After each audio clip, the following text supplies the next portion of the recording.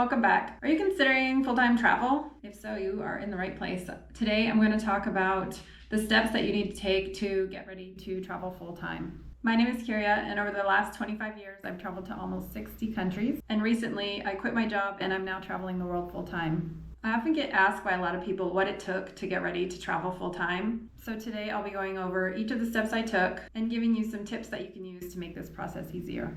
The first thing that you need to do is to decide what to do with your house and all your stuff.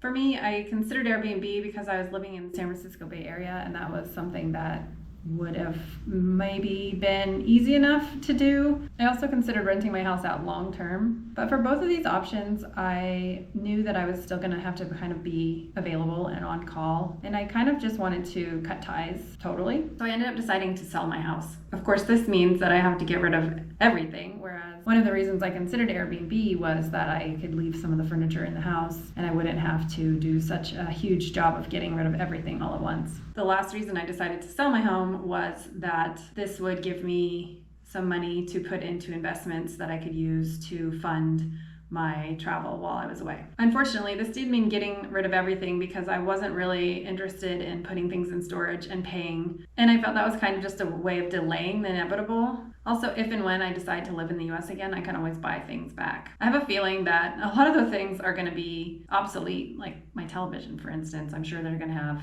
great new televisions by the time I need to buy a television again. I will go over in a future video more steps that I took to do all of that, but for now, I'll just let you know that I did decide to get rid of all of my things in the end.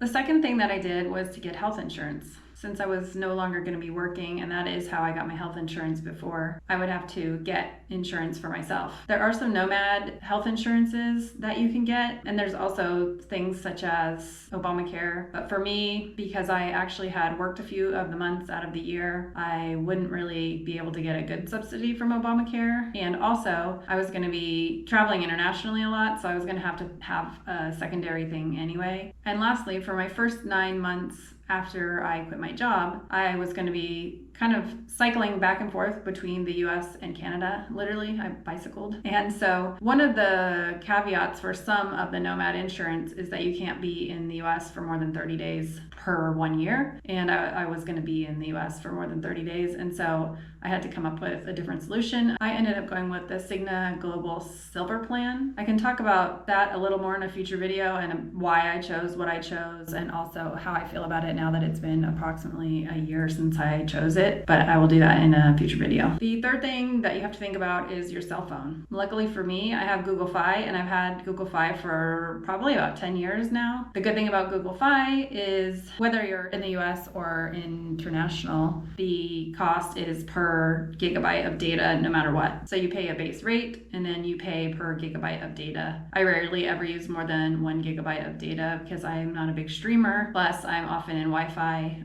and I also download things offline. That can be a whole different video as well. It's really easy to have a fairly cheap phone plan, and there's other plans out there that are pretty cheap now. There's some good competition for Google Fi. Back when I got it, there wasn't, but the other reason I picked Google Fi is that you are able to use it internationally for the same price. There is one caveat though, and that is once you've been out of the country for 90 days, they will shut off your data, and you can still use it for texting and phone calls, but you will not be able to use any data streaming or anything like that. But that's not really a big deal because you can always get an eSIM, and I use AirAllo, and so you can just buy an eSIM for whatever country you're going to be in if you need additional data. The next thing you will have to think about is your mail. What I did, because I knew before I quit my job, I knew what day I was going to quit, I knew what day I was going to move, I knew that I was actually going to leave on the same day. So essentially I quit my job on the 15th and I left town on the 16th with my house already emptied out. So I set up my mail forwarding beforehand and had them start it on the 15th, and they will do that for, I think it's 6 months,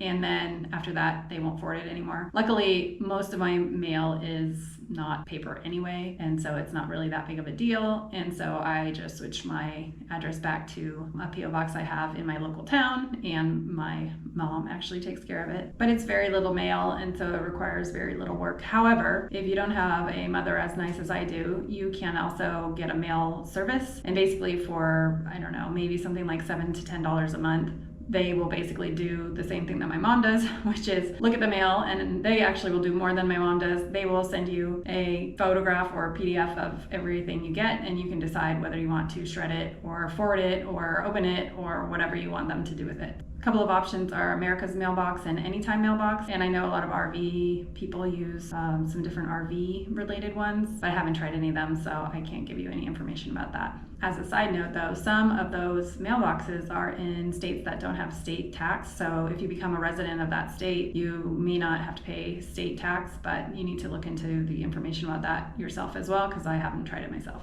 The next thing that you'll have to do is get organized. I digitized pretty much everything. I even went through all of my stuff when I was throwing it away and digitized some of my mementos. I like to keep things like my mom and my grandmother always would write me handwritten notes, and I was kind of hesitant to throw those away, but I digitized all of them, so now I have them at my fingertips anytime I want them. The other thing that you could digitize is your photos, and then you have them all in the cloud and you don't have bulky photo book taking up a lot of room. Of course, some people are sentimental about this, so you do you, but this is something that will save you a lot of space, plus you'll have them on you all the time instead of having them in a box somewhere while you're traveling. I also have scanned copies of my passport, my identification, and all my credit cards, which I save in a file in case I need them. I've actually had to use a copy of my passport before to get through a border crossing, and oh my gosh, I was so glad that I had it. So back up anything important. The other thing is, if you're gonna have to do your taxes abroad, just make sure you have all those documents there where you need them and can access them. I like to make a folder early and start to put things in it as things come through, and that way when it's time to get my taxes done or whatever I need to do, I have all the information there, all PDF'd and everything. I also have a copy of all my past tax returns saved as a PDF, just in case there's a question that comes up and I'm away and I need to answer it. Just making sure that all your documents are digitized is really important. The next thing you'll need to do, or you should do, is to get a travel related credit card. For this, it should start long before you're about to leave, maybe even like a year, because for a couple of reasons. Well, first of all, there's a lot of credit cards that have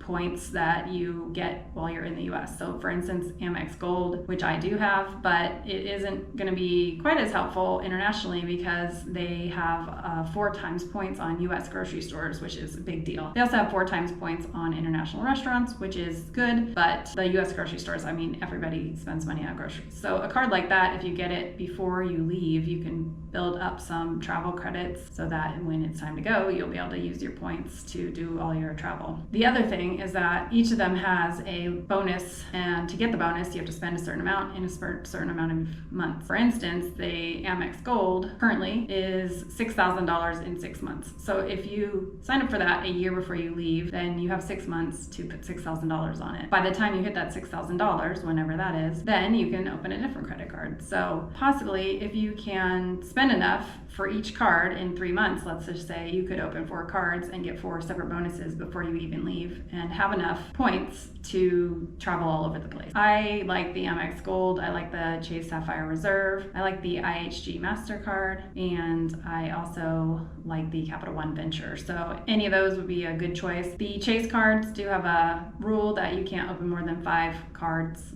in a 24-month period, and so you do want to start with Chase if that's something you think that you're going to be doing, is opening more than 5 cards, because you could open 5 Chase cards and then your 6th card could be one of the other cards, and the other companies don't necessarily have limits. So that's just something to think about if you're considering opening multiple cards. I will leave links for all those cards in the description below, and if you do click on them, they'll tell you what the current bonus is, and also if you do open a card, I can get a couple of extra points. So thank you if you do that. So for now, that's all I have, and I will do videos in the future that will go into more detail about some of these things. If there's any of them that you do want to know more about and you would think that a whole video would be helpful for you, let me know. Also, if you have any questions or comments, you can leave them down in the comments below. And if you're getting ready for full-time travel, let me know, what have you done so far, or what things do you think should be done before somebody else leaves for full-time travel that I have missed. In my next video, I'm going to talk about 3 places that I thought would be really expensive, but I was actually able to travel to on a budget. If this sounds like something that's interesting to you, please stay tuned so you don't miss it. Thanks for watching, and happy travels. I often get asked by a lot of people what steps I had to take to get ready to travel the world full time. I often get asked by a lot of people what steps I have. for them to be stored.